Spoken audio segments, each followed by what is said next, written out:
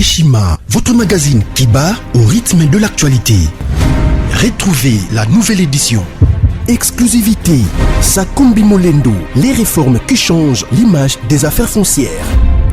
Après avoir posé le diagnostic de plusieurs maux qui nécessitaient une thérapie appropriée, le ministre des Affaires foncières, Sakumbi Molendo, a proposé à ces secteurs agonissants un traitement des chocs basé sur 3 objectifs.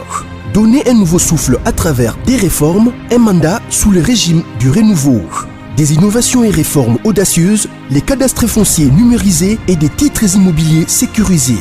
Et le lancement des projets modernes, les actions du ministre Aimé Sakumbi Molendo visent à faire du ministère des Affaires foncières l'un des plus grands contribuables au trésor grâce à la fin du coulage des recettes foncières. Focus, le ministre d'État, ministre des hydrocarbures, Rubens Mikindo Mouima, a organisé 2 jours des travaux intenses afin de poser les véritables diagnostics du secteur des hydrocarbures en RDC afin de formuler des recommandations nécessaires dans la gestion de l'or noir congolais. Découverte, Jean-Michel Samalou Kondé, le nouveau chef des gouvernements qui travaillera en harmonie avec le président Félix Tshisekedi. Nation, le directeur général de la DGI, Barnabé Mwakadi, adresse ses félicitations à Monsieur le Président de la République, Félix Antoine Tshisekedi, à l'occasion de son investiture en qualité de président de l'Union africaine. À lire également, le directeur général de la CNSS, Agnès Mouad Nawej, adresse ses félicitations à son Excellence, Monsieur Jean-Michel Samalou Kondé, pour sa nomination au poste de Premier ministre. Lumumba Mouzé et Étienne Tshisekedi, des héros immortels. Majorité parlementaire, la remontada de Félix Tshisekedi. Économie, fraude fiscale, un mal qui gangrène toujours le trésor public. Retrouvez l'intégralité du magazine Eshima dans les kiosques. Eshima Magazine, un nouveau standard d'information. C'est vivant! Vivant!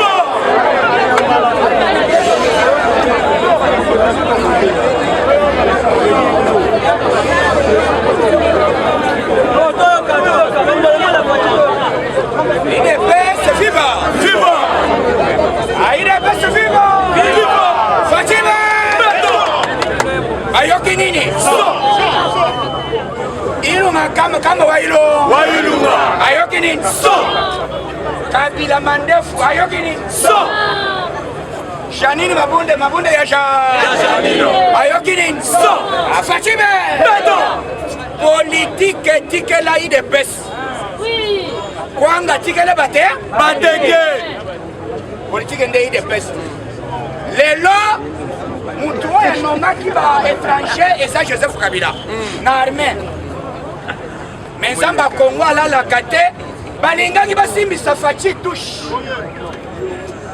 ndenga babomi ambassadeur po baloba o Faci azokoka te tala ndenge pays eza na insécurité bacreye dialogue eya Faci alobi te bozabana atuni réseau oyo bazobenga Vodacom Airtel alobi te président information ezao Yebe! Information ezali awa correspondance oyo ndenge babandaki kofile ambassadeur kobanda Kinshasa na ndenge mati avion chombo eyebanaka te salini Faci aza ya Nzambe. Très bien. Pouvoir ya Faci eza ya Nzambe. Pouvoir ya Faci yakotika ngo lelo na lobi te timolesa kosala nini akoya soki okomijembe kokufana yo kokufele bato ebele okende mpe ofele kokeni felo sisi okotosi mpe simichele te ataki kole toni tokende meme na kitambo toloni yo basali kabane batraite Faci. Il est incompétent dans l'insécurité parce qu'il faut éliminer ambassadeur général ceux qui brûlent, ceux qui commencent Kosimbi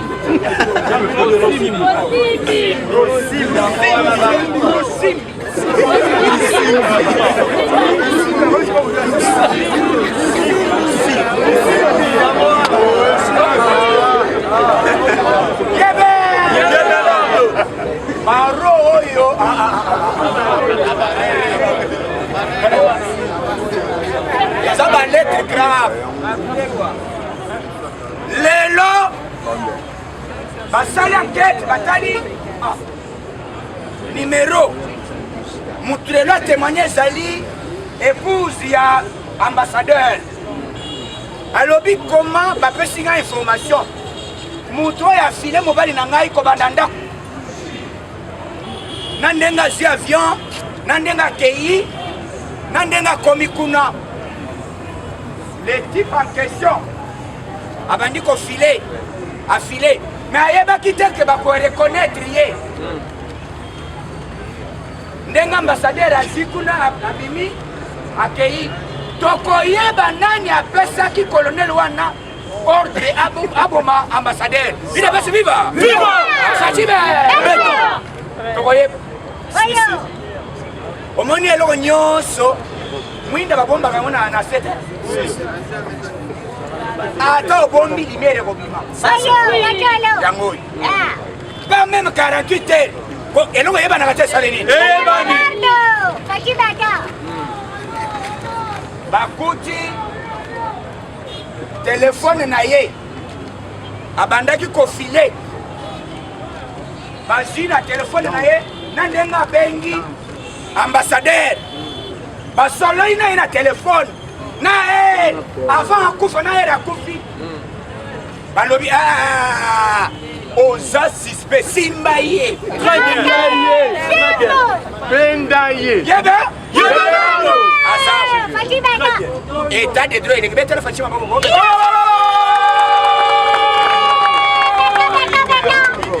Fatima, Badindi Awa. Aya ko expliquer Fati pourquoi Bomi ambassadeur ya Mboka Bapaya. Et d'ailleurs, ministre des Affaires étrangères italien a lobby pourquoi ça Fati na biloko na bino été. Ce qui lié ambassadeur à Kofi et Zampam. Inondé, tout le monde est suspect. Comment bino bato ko saba bino ko ngombe ba chef ele. Pourquoi bo pona kaka ambassadeur ya Italie. Donc bozali na plan bobo maye, bobo ngisa trace toko yeba na bino. Gouvernement ya Italie na minute oyo. Balobi Fati ume. Na mama tozoloba na niveau conseil de sécurité. Urgence. Allez. Bakoti balobi boye. Tozozwa résolution à l'immédiat. On a neutralisé non seulement ba ADF, ba force armée na ba KKK. Nyonso bakokufa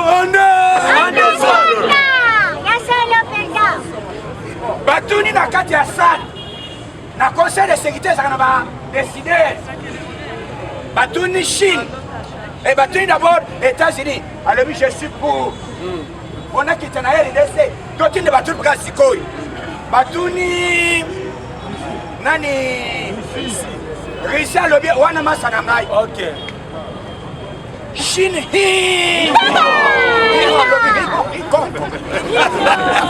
après Chine va le mettre aux oya. Même France. Puisque France a comment manipuler la batte. A makasi na diplomatie. Na monde France na diplomatie azam vrai. A beta biloko na ya likolo.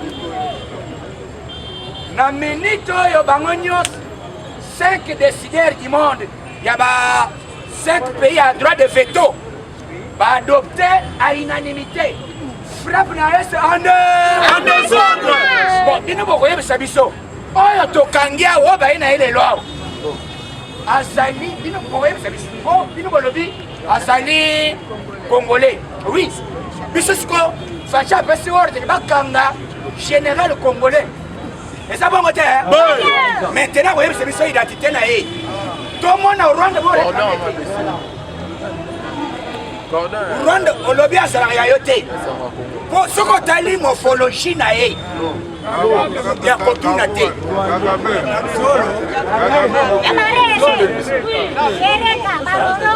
morphologie, na zolo. Les gens vont battre. Asamu tuyanga.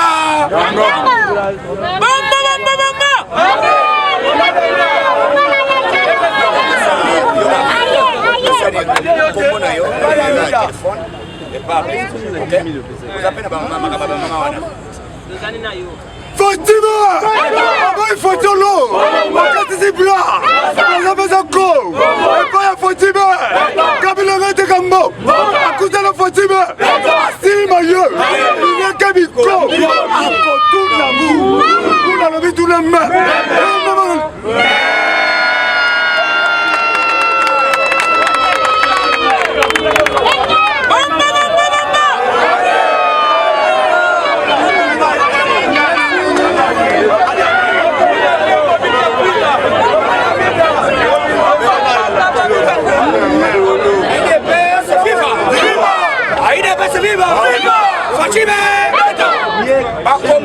bamesani ande basalaki basimbisa faci touche sikoyo bango basimbi touche ande lelo bakangi général cet après-midi aza déjà très bien eloko tozokondane bapropos ya conseiller François Beya biso toza bainconscient te lelo soki lelo tozali boye ezali soki yo oza wana ezalaki na bato basali effort po faci akoma nani président de la république po faci akoma nani président de la république soki biso tobundaki te yo olingaki oya wana te ça c'est vrai ça c'est vrai aida basi viva yo kutu osala barene owuta pe perde oza kabilisa munene oza na photo na mova sakani oza na photo na Chanel ozolia mesa moko olati pe fulari ya pe perde lelo zolinga osala discours ya koakize Faci na communauté internationale Ozoloba, Faci va faire partout les moyens à combattre la communauté internationale. Papa, Azo Salabon Bonanine, Babo Maïlo Mama Mousei, Alabella Mopewa, na Rwanda, Yebe!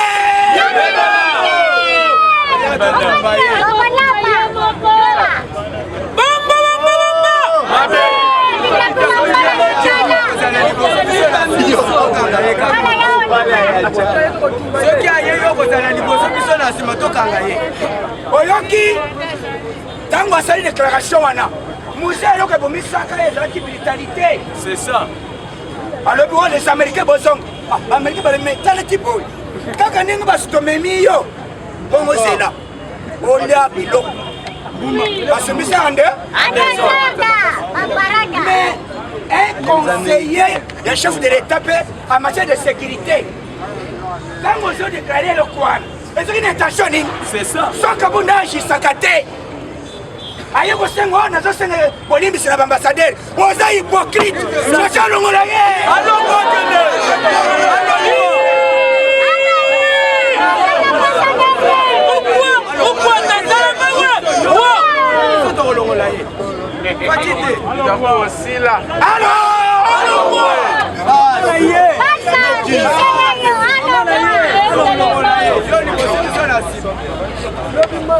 non, Kassalaki ne croit pas complicité.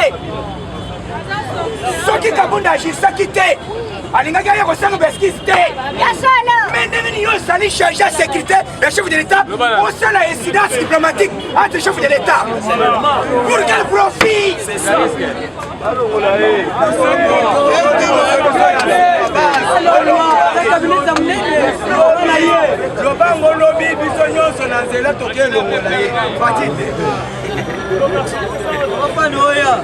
La chef de l'État à l'immédiat à Salériba. Soki Azongi, c'est les marches. Très bien. François Bayan Salanini.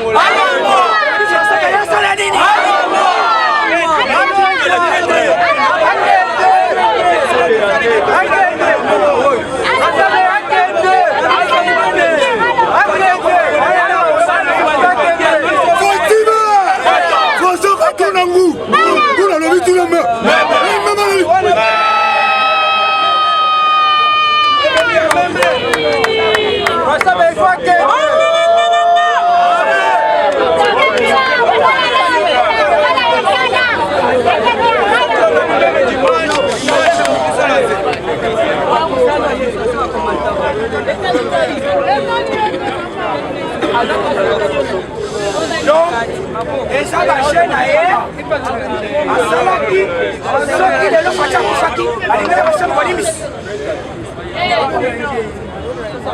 Azolinga a imposé Fachi devant la communauté internationale.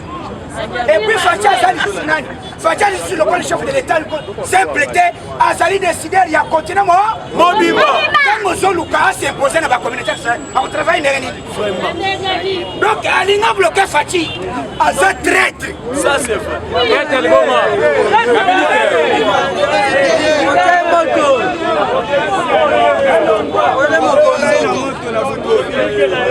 Oui. Alors moi. Et ça a papa, dans un bon de la montée, on veut coalition présentée. Très bien. Au coquille au salignon, c'est coquille libre.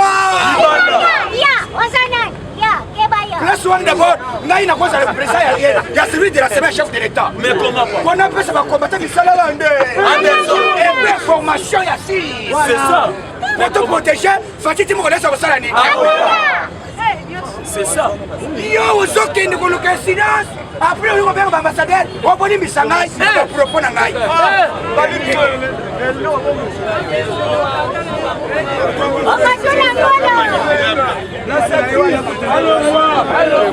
Allons moi. Azala Libondo. Akotou Nangou. Vous l'avez vu tout la main.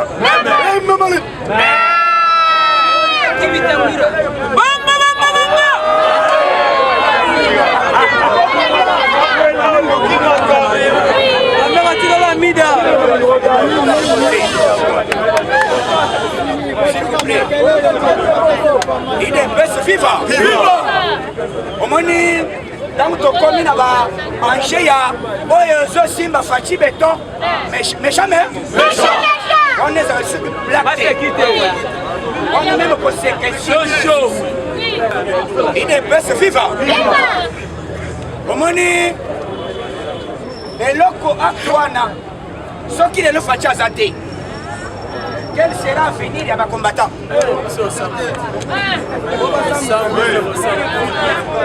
Donc, Ezali Kaka Mende a Tindia Loba. Va imposer, puisqu'Azali Chuchu à la communauté internationale. Le corps de Lingia Omingi va imposer opposition entre lui et la communauté internationale. Comme il y a des décideurs d'Afrique, va bloquer, il y a un échec. Aux autres salaires, toi qui es le conseiller en matière de sécurité chef de l'État, après on revient l'ambassadeur, oh je m'excuse.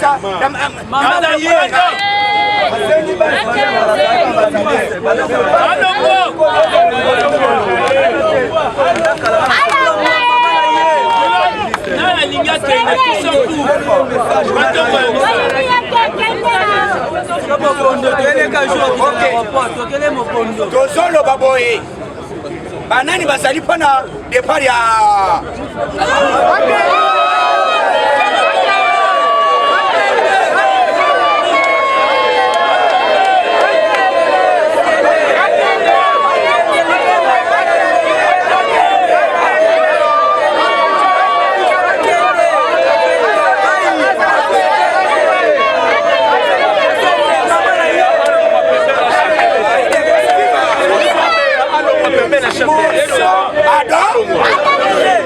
adopté départ ya François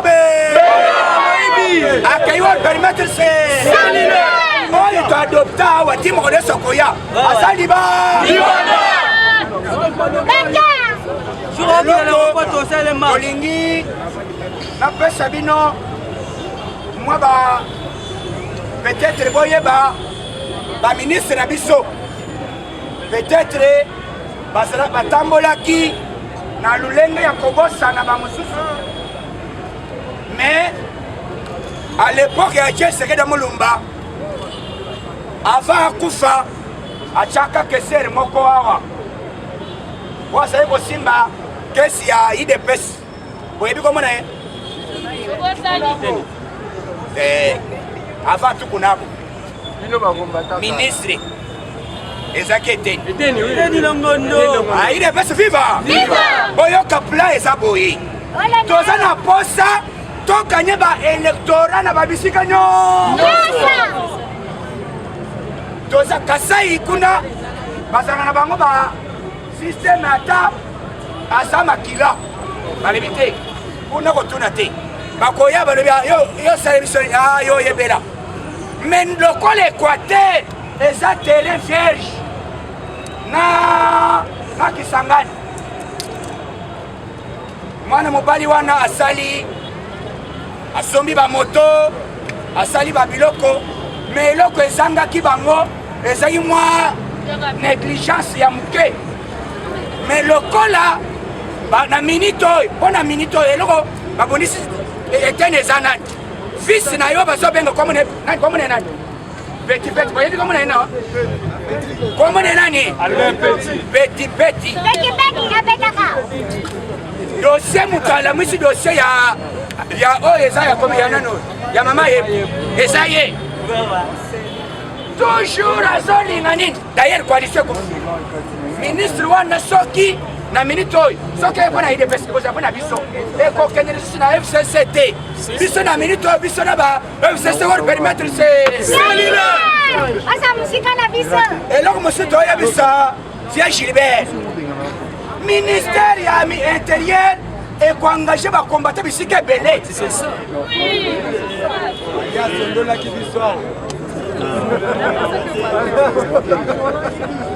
okoki kotia bato na ba mais eloko tokocomprendre bango ezalaki coalition malgré cela te tosolola oyoka IDPS viva yango tozoloba boyi na pouvoir ezoya yo kati naloba te kombata na pouvoir ezoya ane papa ane d'abord aner ekoenglobe bato boni république mobile deuxième ekonso bato awa komata kosala awa te mais eloko esali excellence na biso kozanga kosinteresse na base malgré coalition olinga kozala proche na base c'est ça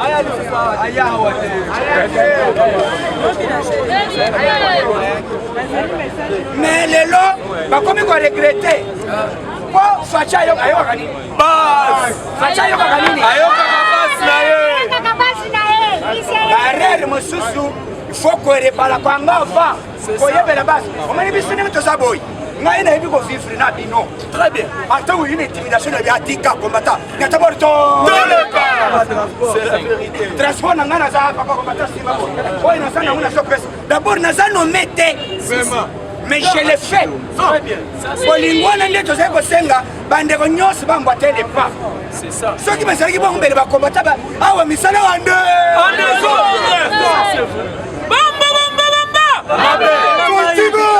Tatamo, Mamamo, Ekolomo, Baktibo, Makondibo, Yende Fatime, Kabila Kotunangu, Nguna Lobi Tuname, Memalani.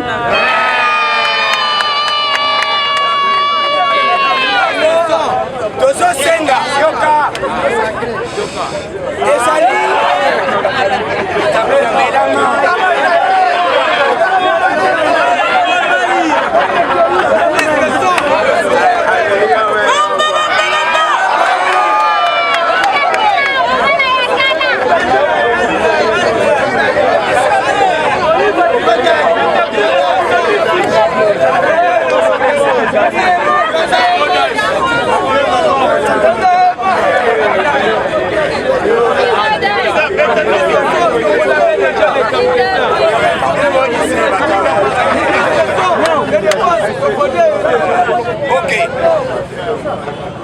tosali eloko ezali awa tozwi opportunité oyo ezalaka à l'époque te na ministère de l'intérieur.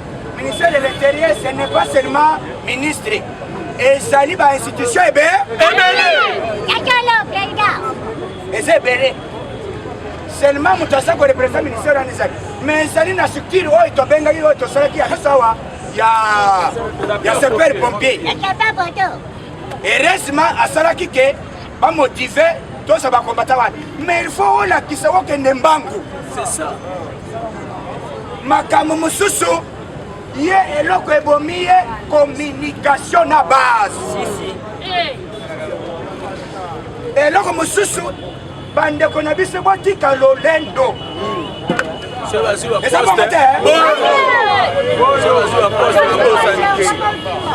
ozobosana base oyo yango nazoyebisa moto oyo afiki bakombata soki nayoki namoni ndenge tosouffrir moto afingi kombata afingi ngai ngai moko naza kombata puiske biso lelo faci kutu asepelaka te meme kombata néglige kombata alobi faci alobaka tika ye aloba mais monsieur oyo ayebi oye kota awuti toyebi te faci apesa opportunité akomi kofinga bakombata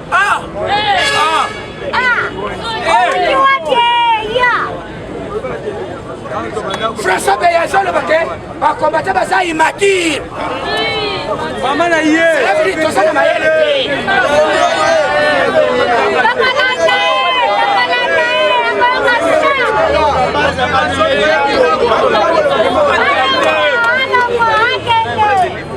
oyebi kombata politike eza boye moto makasi alobaka mingi te moto abombani aleki na mayele ndenge faci adeboulonne Kabila. Qui pouvait imaginer que Kabila kosala déboulonné et puis avant de kosala commerce akende kosumba ballon na Dubaï ya zonga. Qui pouvait imaginer? Jamais.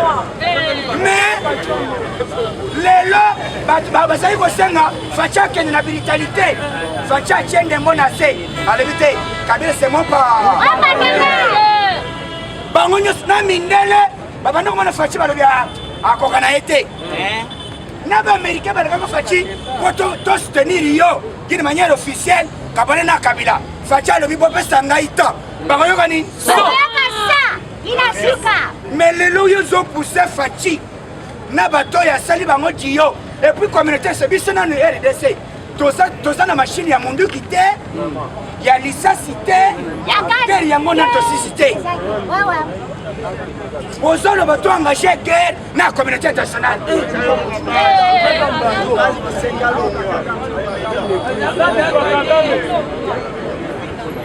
po na retour bamindele basirikila faci basala lokola basalaka muse banamuwa biso na minute oyo tozali likolo ya lisu motu nyonso oyo azosoutenir faci tokozala yo bien soki oza na maloba ya bien tokozala na kosoutenir yo soki ozosoutenir chef na biso ntango ozotrahi chef de l'état biso na yo nzoto na yango tomoni lelo Fayulu abeli liboma si est certain nalongoli Mbemba nalongoli Katumbi Mbemba alobi ekipe oyo biloko omelaki omelaki mai te okolongolo ngai mbala boni yo alobaki nalongwe dernièrement après moi lelo nazolongo lisusu nazaki wa c'est ça moto abwata Fayulu asalere raisonnement terre à terre yo asala déclaration olobi Katumbi lokola bakei basali auto exclusion bakei mais lelo asali déclaration o Katumbi alongwe Mbemba alongwe balobi tala ti boy kasi yele biso papier oyo olongoli biso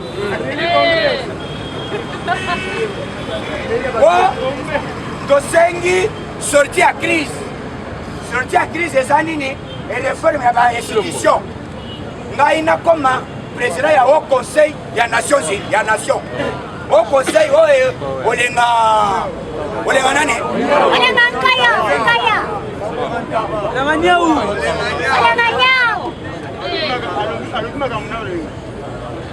olenga d'abord tolobi poste wana tozali nango posa ntango tozalaka na dialogue lokola tokende na élection baposte wana nyonso ezali permettre le chef de l'état ndenge pour gouvernement ezo ya boyi tous les bourgmestres yoga pour toi réussir bien plan na biso wana eza plan na biso po to adopta plan na biso eza boyi ntango gouvernement ezobima il faut tout ça le changement radical qui n'a pas quartier. Très bien.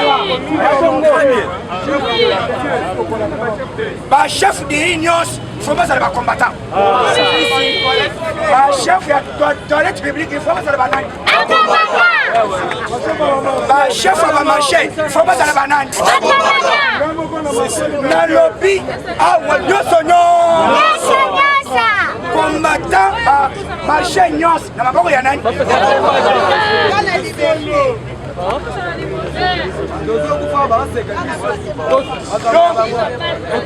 Tosengi Tanga wiso totanga.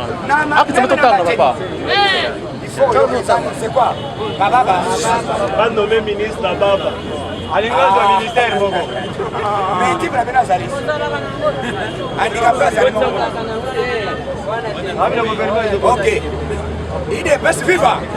Baba va senga ministère. Il est badio. Baba va ministre.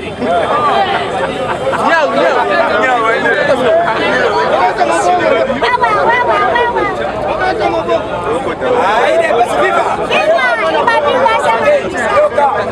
Il est best viva. Ah ouais, Tozana national one. Oh Baba comment il est là? Qui t'était. Très intelligent. Très intelligent. Ma commis, qui était comme ministre. Bon, voilà ça dépend. Mais ce comme ministre, il faut yoka. Il faut faire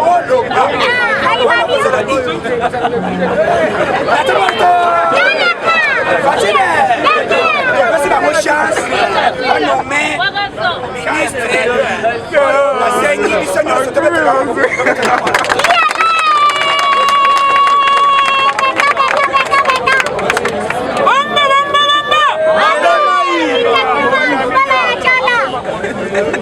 Yoka, nazo pesa bandeko. Le voyage la fois passée. Oh non. Puisque le point peut-être ma monsieur va éviter. Qu'est-ce qui s'est passé? Les messieurs Chabi Misaki lobby. Boyoka que il est best de parti au pouvoir, mais signature ya Kabuya wa ezo pese na ndenge ya libo. C'est la vérité. Nazwaka c'était prévu na kende voyage avant chef de l'État. Mais nakei wana caméra ça directeur la cabinet. Tant on nakei na lettre ya bisowa et pas CG. Na koma kuna oh nani protocole d'État. Aso sangai il faut kutana na VK. Na lebi papa. Ngai d'abord VK zo travailler bona nani. Bona chef de mais ngana ya wa nazokende délégation ya chef de l'État. Ndeni nyozo senga ngai avant nakende pas VK. Yo aux autres travailler pour le chef de l'État, aux autres travailler pour la VK. C'est ça. Dans le lobby, aux autres. Bien maman oui. Mbala moko na kei na komi na ambassade. Quelques jours après, nazoka visa, baso benga visa diplomatique. Très bien. Aïda basi viva. Viva! Visa diplomatique ba pesa rango nani? Diplomate ou bien ministre ou bien conseiller ya chef de l'État ou bien député Koutouté. Député Koutouté. Ba pesa nga visa diplomatique. Awa nazonga na ngai voye avion bien. Na komisiko wana na Londres. ntango nakomi baambassadeur na bureau batali bamoni visa diplomatique batuni yo uyiboye o visa oza ndenge nini Hindi. balobi non qui vous a livré ça yo awa il fallait baya koyamba yo na délégation ya présidence ya république soit ambassadrice puisque kuna na nini na Londres eza mwana mwasi nde azali ambassadrice navandi na ngai nalobi opesa ngai explication ebele navandi Anglais ebele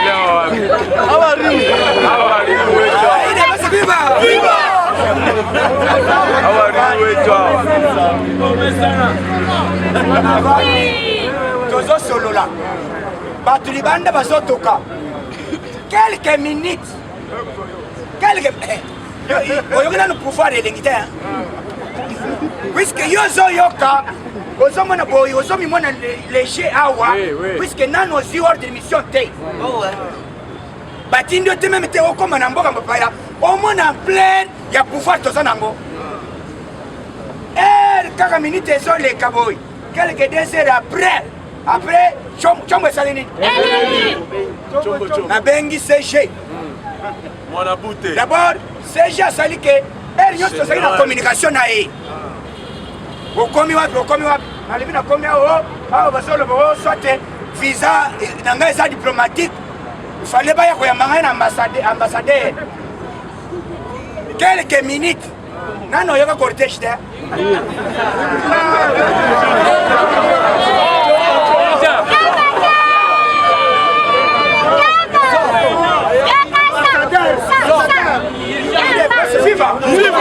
oyoki ngai lelo soki na voyage eza fierté ya bino très bien puisque un parlementaire debout omoni makambo nyonso tozoloba bomba balobaka ya atinga baparlementaire atinga bato mais lelo en plein ya liboma namoni cortège na motard baye kozwa nani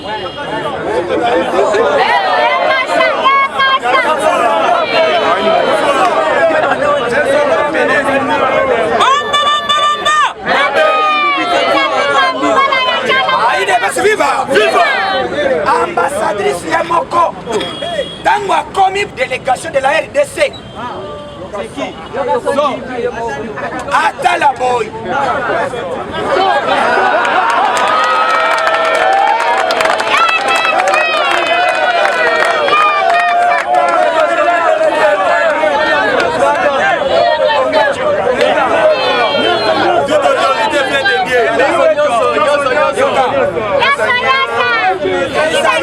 ezali biloko oyo oyeba pouvoir ya faci bima libanda honneur ya liboma na basoda oyo batelemisaki ngai dabord otosela bakomi abuzo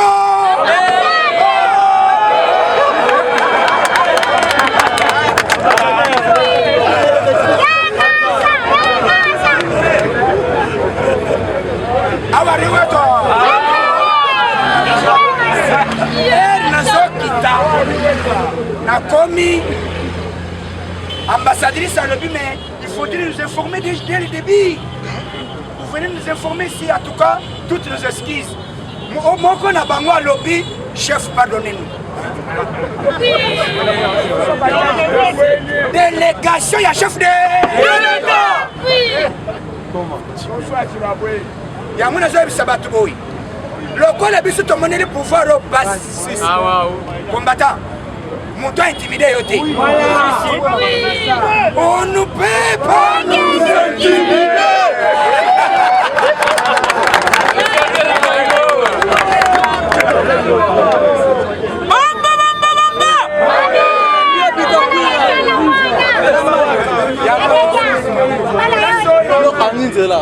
lokola eza liboso na kosenga tokosala bor moko place oyo malgré eza liboso ya permanence avant tosala bor moko lokola monima ya libela awa tokosenga nani autorisation na commune tosala tribune moko awa ezo yagaya liboso awa tokosenga tosali yango d'abord pouvoir papa okosala erreur te tokoboro kayara awa tosali yango tosali tribune ya Nations Unies mpona baparlementaire debu ya mokili mo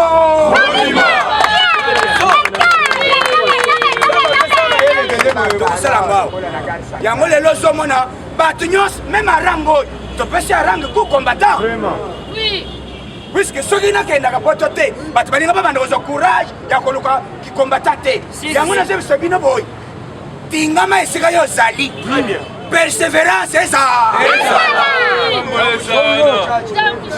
lokoli toyebisaki kabila ke akanisa kufa ti akoeshue lelo tala pouvoir yango oyo totikali yango biso na biso oyoki paster alobi faci akosala 7 ans premier mandat deuxième mandat 5 ans 5 plus 7 ça fait combien 12. est-ce qu'on retourne l'élection on retourne l'élection biso tokoloba boyi faci akosala 46 ans mais ça suit 36 ans ça suit 36 ans 36 ans au pouvoir 36 ans na mandat ça suit azwa mosusu basangisi 42 ans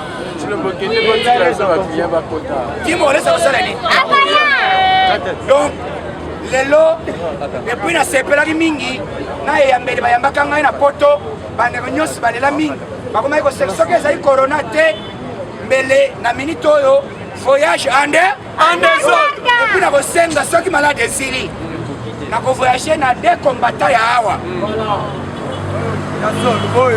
aide bese viva yo moko yokeleki ya voyage omimonela yo moko oyoka en plein okozala deja oloka deja passeport ezala deja pembeni motosima motema tosala nini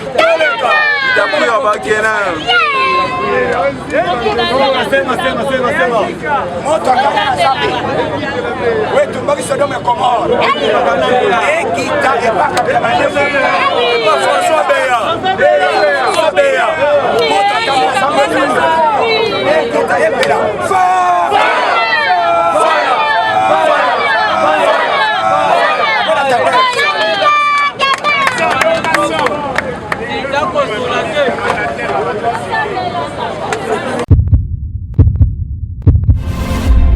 Eshima, votre magazine qui bat au rythme de l'actualité. Retrouvez la nouvelle édition. Exclusivité, Sakombi Molendo, les réformes qui changent l'image des affaires foncières. Après avoir posé le diagnostic de plusieurs maux qui nécessitaient une thérapie appropriée, le ministre des Affaires foncières, Sakombi Molendo, a proposé à ces secteurs agonissants un traitement des chocs basé sur 3 objectifs. Donner un nouveau souffle à travers des réformes, un mandat sous le régime du renouveau. Des innovations et réformes audacieuses, les cadastres fonciers numérisés et des titres immobiliers sécurisés. Et le lancement des projets modernes, les actions du ministre Aimé Sakombi Molendo visent à faire du ministère des Affaires foncières l'un des plus grands contribuables au trésor grâce à la fin du coulage des recettes foncières. Focus, le ministre d'État, ministre des hydrocarbures, Rubens Mikindo Mouima, a organisé 2 jours des travaux intenses afin de poser les véritables diagnostics du secteur des hydrocarbures en RDC afin de formuler des recommandations nécessaires dans la gestion de l'or noir congolais. Découverte, Jean-Michel Samalou Kondé, le nouveau chef des gouvernements qui travaillera en harmonie avec le président Félix Tshisekedi. Nation, le directeur général de la DGI, Barnabé Mouakadi, adresse ses félicitations à Monsieur le Président de la République, Félix Antoine Tshisekedi, à l'occasion de son investiture en qualité de président de l'Union africaine. À lire également, le directeur général de la CNSS, Agnès Mouad Nawej, adresse ses félicitations à son Excellence, Monsieur Jean-Michel Samalou Kondé, pour sa nomination au poste de Premier ministre. Lumumba Mouzé et Étienne Tshisekedi, des héros immortels. Majorité parlementaire, la remontada de Félix Tshisekedi. Économie, fraude fiscale, un mal qui gangrène toujours le trésor public. Retrouvez l'intégralité du magazine Eshima dans les kiosques. Eshima Magazine, un nouveau standard d'information.